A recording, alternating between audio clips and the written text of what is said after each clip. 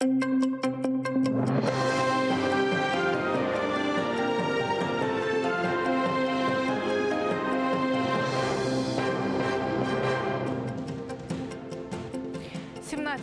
у Києві, 18-та у Криму. Час новин на АТР. Ви дивитеся «Заман». Четвер, 21 грудня. В студії Софія Бляєва. Мої вітання.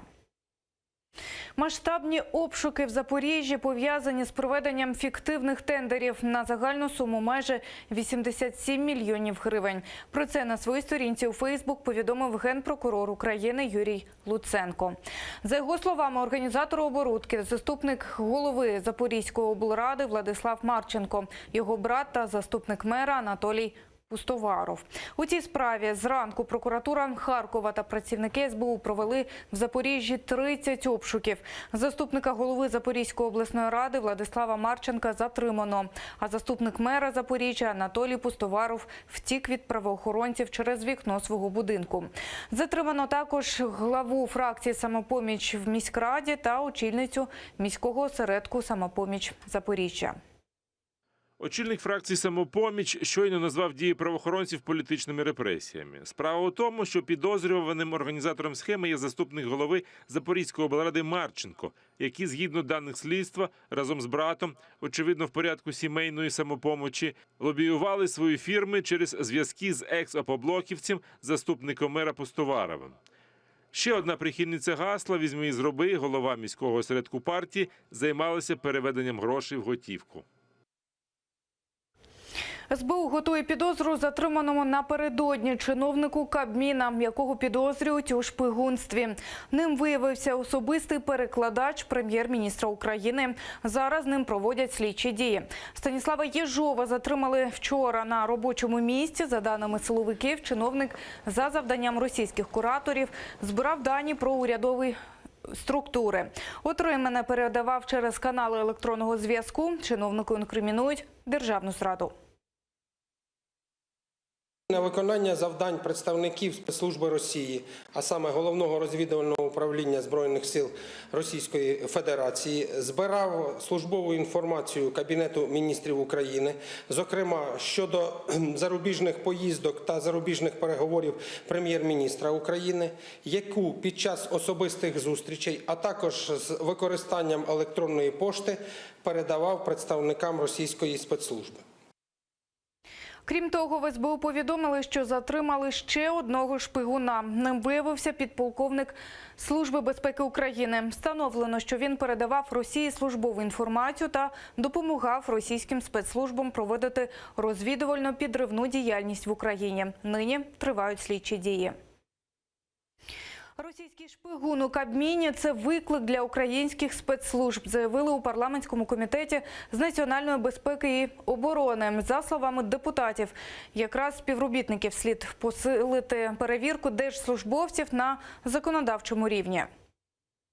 Безумовно, парламент буде уважно слідкувати за тим, як буде проводитись розслідування, і буде приймати відповідне політичне рішення щодо посилення перевірки тих чиновників, які мають доступ до державної таємниці, додаткової перевірки на наявність слабких факторів, таких як близькі родичі в Російській Федерації. Якщо людина працювала професійним інтегрованим шпигуном, якщо вона є кадровим працівником спеціальних служб, то, безумовно, на рівні перевірок виявляти таких осіб достатньо складно. Саме тому працюють органи контррозвідки, і вчора вони засвідчили, власне, свою ефективність.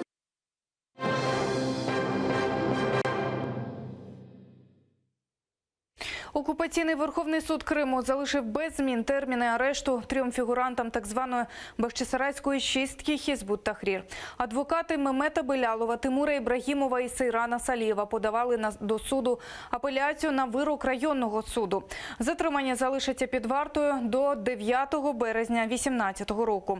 Їх затримали 11 жовтня, звинувачують їх в участі в організації Хізбут Тахрір, що у Росії вважається забороненою.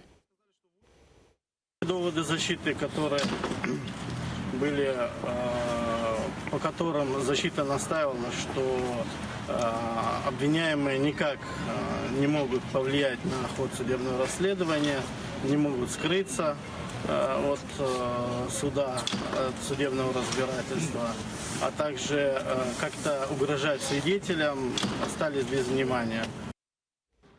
Сьогоднішнє засідання відбулося у закритому режимі. Нікого до зали не пустили. Через те, що вони чекали на вирок на холоді, написали понад 50 скарг. Сегодня в очередной раз пишутся массово жалобы. Надеемся, хоть этими жалобами мы их достанем, чтобы они либо перестали нарушать законы, либо все-таки пускали нас к своим близким, чтобы увидеть их, чтобы услышать, как проходят эти дела. Все понимают одно очевидно, что нету наказания, нету должного контроля и надзора над всеми этими нарушениями, массовыми нарушениями, как в основе по отношению к народу, тому бесчинству, которое идет, так и уже в самих судебных производствах.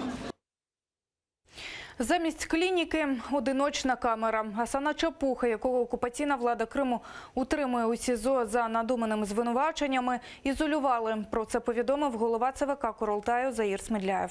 Гасан Чапух пережив інсульт і ходить тільки зі сторонньою допомогою. Напередодні він вже вдруге оголосив голодування. Він та його захист вимагають негайного лікарського огляду у клініці. Начальство СІЗО нібито готове було надати таку можливість, але Федеральна служба виконання покарань зволікає з цим рішенням. Адвокати готують скаргу до Європейського суду з прав людини. Гасан Чапух – один з 4 фігурантів сфабрикованої справи про вимагання. Його затримали наприкінці листопада у Сімферополі під час так званої спецоперації.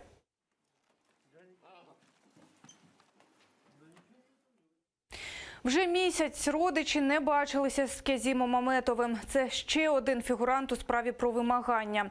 За словами його доньки Надіє, родичам відомо лише тільки те, що батько отримують у камері декілька десятків затриманих. Умови, каже донька, жахливі.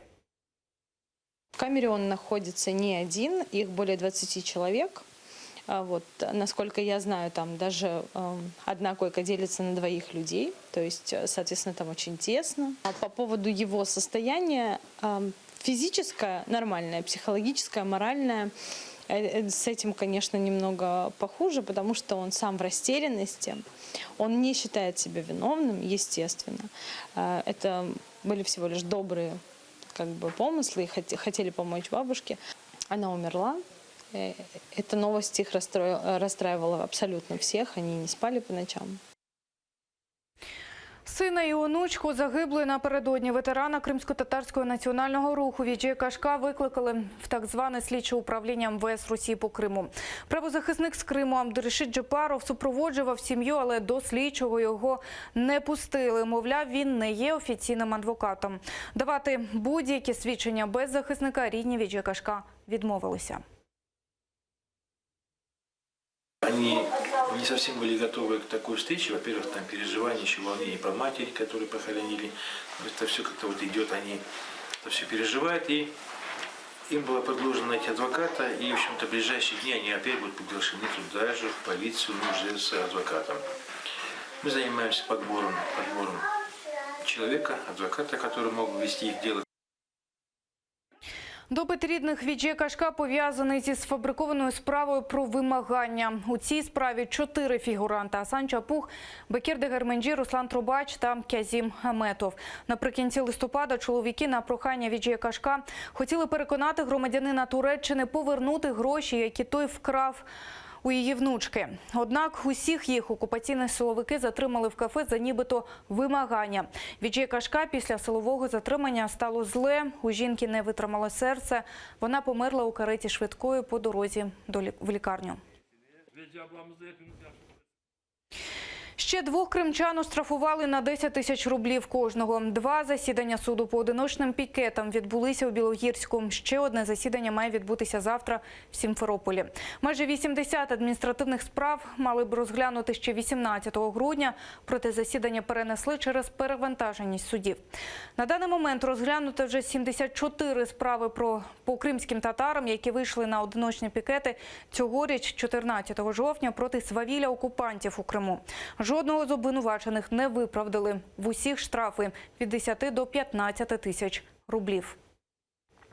Как и ранее, 18 числа судья вынес решение признав вину наших доверителей, это Нанишвили и Бавбекова, и назначил им штраф в размере 10 тысяч рублей.